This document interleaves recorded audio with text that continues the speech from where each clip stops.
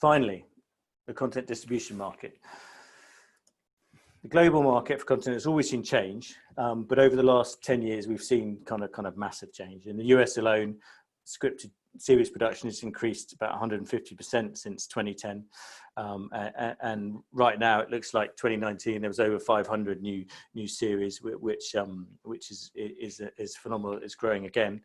TV productions in the UK have increasingly exceeded the $1 million per hour production budget that lets them qualify for high-end tax relief, with 123 qualifying productions in 2019. That's up from about 40 in 2012.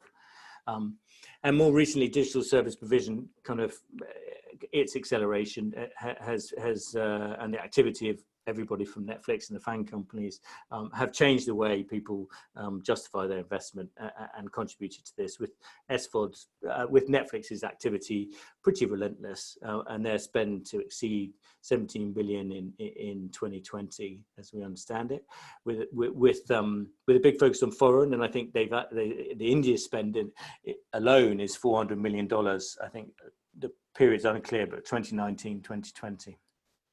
But local pay TV operators investing more too.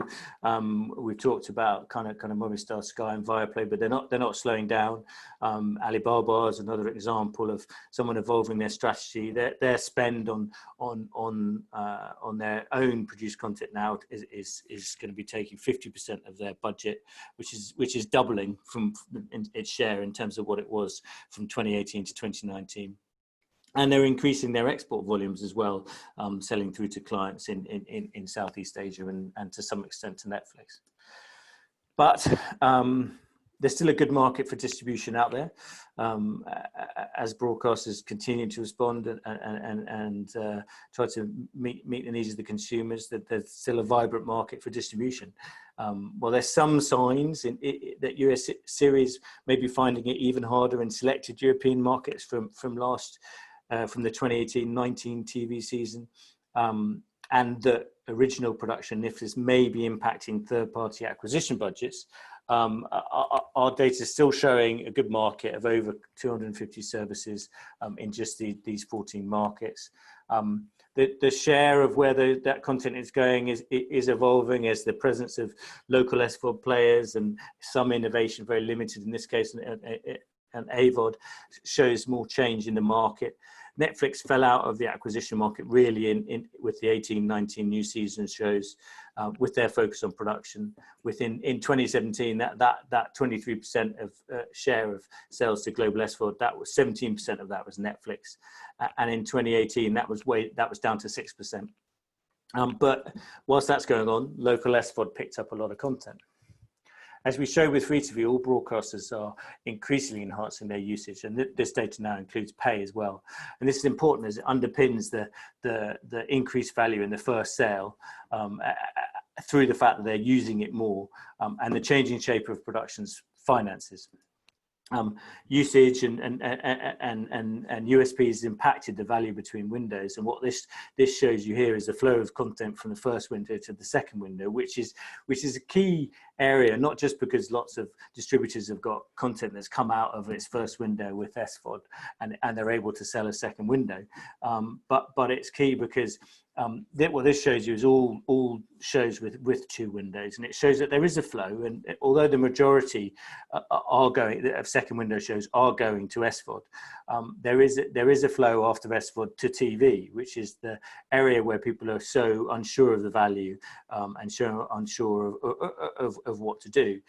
But we will see more experimentation, and we will see more kind of more internal valuations of this content as the first window can't be the only piece of a project. It can't be the only piece of value of the project. So it is important, and we'll see how that evolves.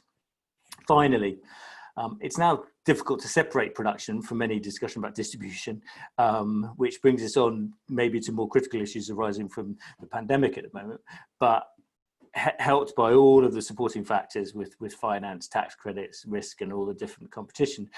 Production has been booming, demand hasn't been slowing, but kind of the local players are increasingly trying to find ways to maintain a good pipeline of content, And in some cases, that means working together because they're in an incredibly competitive market with big spenders.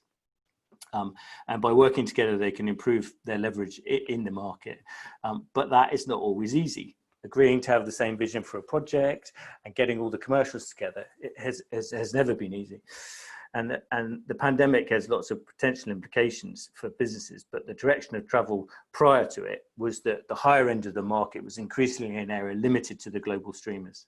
This may now accelerate further as local operators look to limit the risk, and perhaps, who knows, but necessity-driven changes due to the pandemic could encourage more people to board projects early, to add certainty to those projects and to get the finance together and limit the risk, and potentially compromise on vision.